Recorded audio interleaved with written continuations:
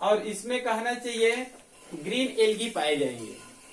ठीक है, उसके बाद ये पाए जाएंगे हाइड्रिला वेलिस्टेरिया, और इसमें कहना चाहिए निम्फिया एजोला साल्विनिया। तो ये क्या करती है, ये जो जली पौधे हैं ये ट्रांसपीरेशन का कार्य करते हैं। क्या कार्य करते हैं? ट्रांसपीरेशन। ठीक है, मतलब वाष्पोत्सर्जन का कार्य। ये जो पौधे होते हैं तैरने वाले पौधे, ये ट्रांसपीरेशन करते रहते हैं, वाष्पोत्सर्जन की क्रिया करते रहते हैं। ये भी ट्रांसपीरेशन की क्रिया करते हैं, वाष्पोत्सर्जन की क्रिया। ये दोनों पौधे जब ट्रांसपीरेशन की क्रिया करते हैं मतलब वाटर को वाष्प रूप में उड़ाने का कार्य करते हैं। ठीक है, वाष्पोत्सर्जन की क्रिया होती है तो ये जो जल होती है इस जल की मात्रा क्या होती जाती है? कम होती जाती है, क्योंकि ट्रांसपीरेशन क्रिया होगा तो वाटर कहने की ये वाष्प रूप में क्या हो जाती है? उड़ती जाती है। तो यहाँ पर ट्रांसपीरेशन नहीं हो रहा है तो जल की मात्रा पर्याप्त है। यहाँ पर भी ट्रांसपीरेशन नहीं हुआ है तो जल की मात्रा क्या है? पर्याप्त है। लेकिन ये तीसरे और चौथे स्टेज में देखेंगे ट्रांसपीरेशन की क्रिया होती है तो वाटर की क्या हो जाती है? यहाँ पर कमी हो जाती है, क्योंकि वाष्प के रूप में क्या होती जाती है? उड़ती जाती है। तो इसमें कम हो जाएगा और इसमें और कम हो जाएगा। ठीक है, उसके बाद कहना चाहिए जब हम लोग फिफ्थ स्टेज में पहुंचते हैं, सेजमिडो स्टेज में पहुंचते हैं। ठीक है, तो यहाँ पर कहना चाहिए भूमि क्या होने लगती है? शुष्क होने लगती है। इसी कारण यहाँ पर मैं वाटर नहीं बनाया हूँ। पांचवें स्टेज में ये सॉइल होती है क्या होने लगती है? शुष्क होने लगती है, जिसके कारण यहाँ पर कहना चाहिए ये ग्रेमिनी या फिर पोएसी कुल के पौधे उत्पन्न होने लगते हैं। पोएसी या फिर ग्रेमिनी मतलब इसको घास कुल भी कहा जाते हैं। तो यहाँ पर घास कुल के पौधे क्या होने लगते हैं? उत्पन्न होने लगते हैं और भूमि क्या होने लगती है? शुष्क होने लगती है। उसके बाद अगला स्टेज है वुडलैंड स्टेज। अगला स्टेज है वुडलैंड स्टेज। इस स्टेज में क्या होता है? भूमि लगभग शुष्क हो जाती है। इसमें तो शुष्क होना प्रारंभ होती है, जिसके कारण पोएसी या फिर ग्रेविनी कुल के पौधे, घास कुल के पौधे उत्पन्न होने लगते हैं। इसमें कहना चाहिए जो सॉइल होती है, भूमि होती है, वो क्या हो जाती है? शुष्क हो जाती है। ठीक है, जिसके कारण इसमें स्मॉल ट्री, छोटे छोटे कहना चाहिए वृक्ष उत्पन्न होने लगते हैं। वो हर्बेशियस हो सकते हैं या फिर सर्व भी हो सकते हैं। ठीक है, अब इस स्टेज के बाद जो लास्ट स्टेज है उसको हम लोग क्लाइमेक्स स्टेज कहेंगे। इस लास्ट स्टेज को फॉरेस्ट स्टेज या फिर क्लाइमेक्स, एक परिवर्तन होता है जिसके कारण इसको क्लाइमेक्स स्टेज कहा गया है। ठीक है, इसमें क्या होती है? इस स्टेज में जो स्मॉल ट्री उत्पन्न होते हैं, छोटे छोटे वृक्ष उत्पन्न होते हैं, इस लास्ट स्टेज में कहना चाहिए लार्ज ट्री उत्पन्न हो जाते हैं, मतलब बड़े बड़े वृक्ष क्या हो जाते हैं? उत्पन्न हो जाते हैं। और यहाँ पर एक क्या बन जाती है? फॉरेस्ट बन जाती है, एक वन बन जाती है। क्लियर? तो देखिए कहना चाहिए ये सबसे पहले ये वही स्थान है जहां पर पहले क्या था? जल था। ठीक है, लेकिन कोई भी स्थान एक निश्चित समय के बाद क्या हो जाती है? परिवर्तित हो जाती है। जब ये जल से प्रारंभ होती है, ठीक है, और ये चेंजेज होते होते होते किस में बदल जाती है? फॉरेस्ट में बदल जाती है। तब इसको क्या कहा जाता है? हाइड्रोसियर। ठीक है जी, तो हाइड्रोसियर में आपको पहले 1 से लेकर 7 पॉइंट तक अध्ययन करना है।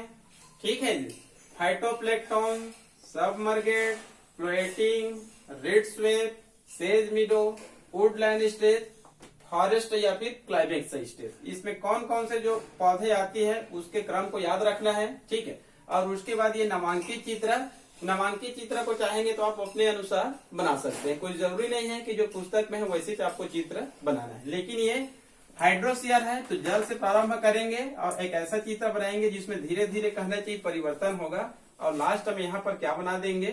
फॉरेस्ट बना देंगे। ठीक है, तो यह हो गया हाइड्रोसियर। ठीक है, तो यहाँ पर जो प्लांट सक्सेशन है, पादप अनुकरण है, यहाँ पर 2 उदाहरण दिया गया है। पहला उदाहरण किसका हो गया? हाइड्रोसियर का। ठीक है जी, उसके बाद सेकंड उदाहरण किसका है? जीरो शेयर मतलब मरुक्रमण का। ठीक है, ये कहना चाहिए नग्न चट्टान से शुरू होती है और लास्ट में एक निश्चित समय के बाद फॉरेस्ट में ये चेंजेस हो जाती है, तब इसको जीरो शेयर कहते हैं। इसका मैं आप लोग को एक नामांकित चित्र बता रहा हूं। ठीक है,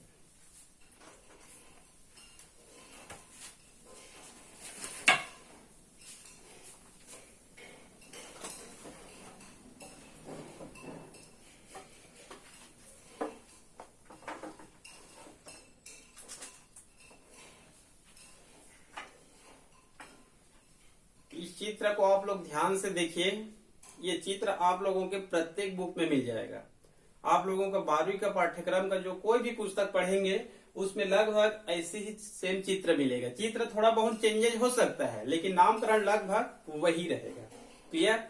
तो सेकंड प्रकार है जीरो शियर। ये कहने से ये बियर रॉक से शुरू होती है, नग्न चट्टान से शुरू होती है और वहां पर लास्ट में क्या बनेंगे? फॉरेस्ट बनेंगे। तब इसको जीरो शियर या फिर हिंदी में मरुक्रमण कहते हैं। क्लियर? यहाँ पर आप लोग जीरो शियर को देखने के लिए इसमें 6.6 स्टेज को याद करना पड़ेगा। हाइड्रोशियर में 7 स्टेज था और इसमें 6 स्टेज है। ठीक है, पहला क्या है? क्रस्टोस लाइकेन स्टेज। सेकंड क्या है? Folio lichen stage. तीसरा क्या है? Moss stage. अगला क्या है? हर्ब या फिर हर्बेशियस स्टेज। आगे क्या है? सर्व स्टेज। और लास्ट में क्या है? फॉरेस्ट स्टेज या फिर क्लाइमेक्स स्टेज। ठीक है जी, पहले आप लोग 6 स्टेज का नाम याद कीजिए। पहला क्या है? क्रस्टोस लाइकेन स्टेज। सेकंड क्या है? Foliose lichen stage. उसके बाद क्या है? Moss stage. आगे है हर्ब स्टेज। आगे है सर्व स्टेज और लास्ट में क्या है? क्लाइमेक्स या फिर फॉरेस्ट स्टेज। क्लियर? उसके बाद कौन कौन से स्टेज में क्या क्या पौधे की उत्पत्ति होती है उसको याद करके आपको रखना है। क्लियर? तो यहाँ पर है क्रस्टोस लाइकेन स्टेज। यहाँ पर कहना चाहिए जो पौधे का नाम है इसको आप लोग को याद करना पड़ेगा।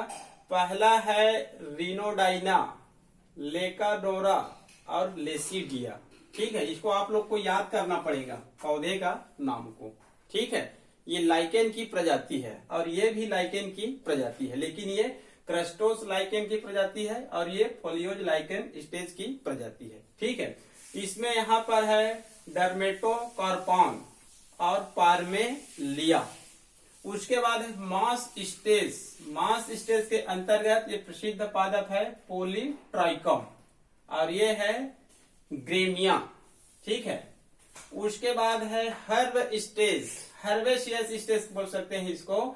इसके अंतर्गत जो पोआ है और फेस्टुका है और एरिस्टिडा है, इस प्रजाति को भी याद करना पड़ेगा। उसके बाद है सर्व स्टेज, इसके अंतर्गत रहस है और फाइटोकार्पस और लास्ट में है फॉरेस्ट स्टेज। फॉरेस्ट स्टेज के अंतर्गत ओक है, मेपिल है या फिर कोनिफर्स जंगल बन जाएंगे। क्लियर? तो इस कहना चाहिए पादप जो प्लांट का नाम है उसको आप लोगों को याद करना पड़ेगा। ठीक है, तो पहला देखते हैं क्रस्टोस लाइकेन स्टेज। इस स्टेज में क्या होता है? मान लो कहना चाहिए नग्न चट्टान है, बियर रॉक है। ठीक है, वो केवल उसमें चट्टान ही है। चट्टान में कहना चाहिए कोई भी सॉइल्स नहीं है या फिर उसमें ह्यूमस भी नहीं है। तो यहाँ पर इस नग्न चट्टान में किसी भी पादप की उत्पत्ति आसानी से नहीं हो पाती है। तो यहाँ पर जो क्रस्टोस लाइकेन होती है, ठीक है, ये इसमें धीरे से कहना चाहिए इसमें उत्पत्ति होती है, लेकिन ये धीरे से क्या हो जाती है? डेथ भी हो जाती है। ठीक है, ज्यादा दिनों तक जीवित नहीं रह पाती है। तो ये कहना चाहिए फिर उत्पत्ति होती है, फिर डेथ होती रहती है। तो ये क्रिया निरंतर चलती रहती है। तो इसमें कहना चाहिए जो नग्न चट्टान था इसमें क्या पाई जाती है? ह्यूमस पाई जाती है। ठीक है, ये आगे कहना चाहिए पौधे की उत्पत्ति के लिए क्या होते हैं? ये सहायक होते हैं। लेकिन इस लाइकेन में पानी की कमी को सहने की भी क्या पाई जाती है? क्षमता इसमें पाई जाती है। जैसे ही कहना चाहिए वर्षा ऋतु आती है और इस कहना चाहिए क्रस्टोस लाइकेन को वाटर जैसे ही मिलता है ये अवशोषित कर लेते हैं और ये क्या बनी रहती है? जीवित बनी रहती है। लेकिन पुनः उत्पत्ति होती है, पुनः डेथ होती रहती है। ये क्रिया निरंतर चलती रहती है, जिसके कारण इस नग्न चट्टान में ह्यूमस की मात्रा क्या होती जाती है?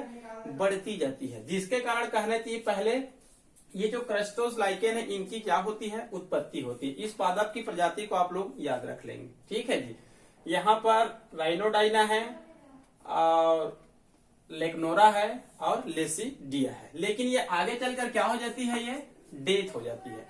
डेथ तो होती है लेकिन ह्यूमस की मात्रा को क्या कर देती है? ये बढ़ा देती है, जिसके कारण आगे चलकर कहना चाहिए फोलिएज लाइकेन पौधे की क्या हो जाती है, उत्पत्ति हो जाती है। क्लियर, मतलब ये डेथ तो हो गया, लेकिन ये पौधे उत्पत्ति के लिए एक अनुकूल वातावरण मिल जाता है। और यहाँ पर इस स्टेज की जो पौधे है डर्मेटोकार्पन है, और कहना चाहिए जो पार्मेलिया है, ये जो फोलियोज लाइकेन स्टेज की पौधे हैं, इनकी क्या होती है, उत्पत्ति होती है। ठीक है, लेकिन ये भी आगे चलकर धीरे से क्या हो जाती है, डेथ हो जाती है, जिसके कारण कहना चाहिए ह्यूमस या फिर कहना चाहिए सोइल्स की मात्रा क्या होती जाती है, इस बियर रॉक में बढ़ती जाती है। ठीक है, ये जो पहले नग्न चट्टान था, यहाँ पर अब क्या पाई जाती है, सोइल्स पाई जाती है, मतलब मिट्टी पाई जाती है। ठीक है, इसके बाद कहने चाहिए एक निश्चित समय के बाद ये सब पुनः क्या हो जाती है, डेथ हो जाती है। और यहाँ पर छोटे छोटे जो मॉसेस प्लांट्स होती है, इनकी क्या होती है, उत्पत्ति होती है। तो यहाँ पर कहना चाहिए मॉसेस के अंतर्गत जो पौधे होती है पॉलीट्राइकम या फिर ग्रीमिया, इन पौधों की क्या होती है, उत्पत्ति होती है थर्ड स्टेज में। उसके बाद इनकी तो मृत्यु नहीं होती है, ये भी बनी रहती है, और आगे चलकर कहना चाहिए हर्ब स्टेज, और उसके बाद आगे चलकर सर्व स्टेज, मतलब शाकीय पौधे और झाड़ीनुमा पौधे, ये इन्हीं कहना चाहिए जो नग्न चट्टान होती है, इसमें मॉस प्लांट, और इसी में आगे चलकर छोटे छोटे शाकीय पौधे जैसे कि पोआ हो सकता है, फेस्टुका हो सकता है, एरिस्टिडा हो सकता है, इन सब की क्या होती है, उत्पत्ति होती है। उसके बाद कहना चाहिए इसी के साथ साथ में जो सर्व स्टेज की जो प्लांट्स होती है, रहस होती है, फाइटोकार्पस होती है, इन सब पौधे की क्या होती है, उत्पत्ति होती रहती है। ठीक है, इसके बाद जैसे जैसे कहना चाहिए समय बढ़ती जाती है, अब ये सर्व स्टेज के बाद धीरे से कहना चाहिए फॉरेस्ट स्टेज आ जाती है, क्लाइमेक्स स्टेज आ जाती है। ठीक है, तो इस स्टेज में आने पर कहना चाहिए ये क्या बन जाती है, कोनिफर, कोई भी फॉरेस्ट बन जाएंगे, या फिर यहाँ पर आक या फिर मेपिल, या फिर जो बड़े बड़े जो पौधे होते हैं, यहाँ पर क्या हो जाती है, उत्पत्ति हो जाती है। और लास्ट में यहाँ पर क्या बन जाएंगे, एक फॉरेस्ट बन जाएंगे, जिसके कारण इसको कौन सी स्टेज कहा जाता है, क्लाइमेक्स स्टेज कहा जाता है। तो देखिए ये कहाँ से प्रारंभ हुआ था, एक नग्न चट्टान से प्रारंभ हुआ था, लेकिन एक निश्चित समय के बाद परिवर्तन होते होते होते यहाँ पर इस स्थान में क्या बन जाती है, एक कोनिफर जंगल बन जाती है, जिसको क्लाइमेक्स स्टेज कहेंगे। ठीक है, तो ये हो गया आप लोगों का जीरो शेयर, और दोनों को मिलाकर जीरो शेयर और हाइड्रोशियर दोनों को मिलाकर हम लोग क्या बोलेंगे, प्लांट सक्सेशन बोलेंगे, पादप अनुक्रमण कहेंगे। ठीक है जी, तो ये हो गया आज का पीरियड। अब इस इकोसिस्टम में केवल 2 पीरियड का और बच गया है, बायोजियोकेमिकल साइकिल, जैव भू रासायनिक चक्र।